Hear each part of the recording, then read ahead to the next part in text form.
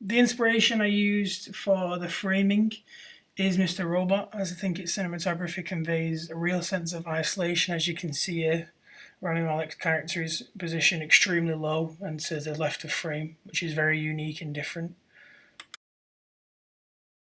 Here again, Rami Malek's character is off to the left and he's framed quite low. Even with the grids there, you can see he's on the middle line, but he's still quite low and he's off, and it's a really unusual shot, and that's why I like to use it. And again, another quick shot here.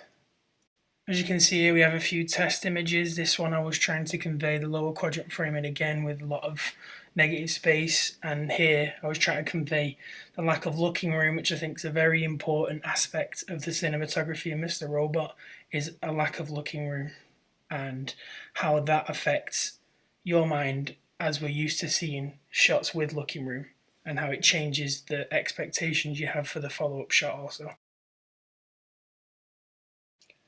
Now onto the shoot itself. As you can see, I think that I've got quite close myself. I think maybe I could have worked a little bit more on incorporating this whole aspect into the shoot, as it never ended up really getting used in the edit, which was unfortunate.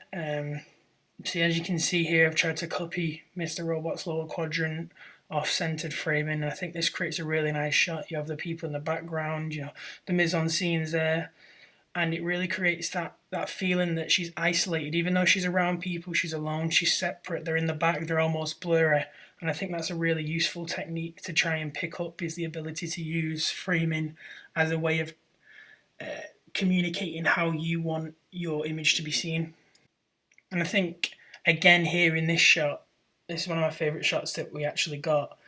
The balloons in the background, although they are a bit deflated, it really does show that it's meant to be a party scene. It's meant to be happy, and then we see her with no looking room, quite sad, really emotional in the eyes, and you can just get that sense that something's not right, that something's off. Even though we're not saying anything, just from the image with no context, you'd know something was up there just from the framing itself.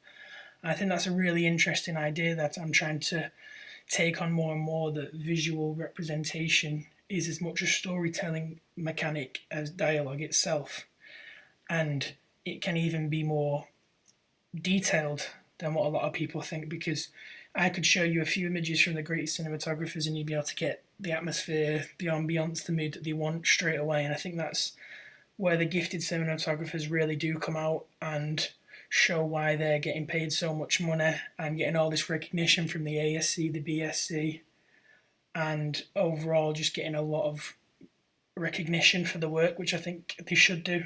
But yeah, this has been my portfolio on framing. I've tried to keep it short so I can keep it concise and not ramble on. So thanks for viewing.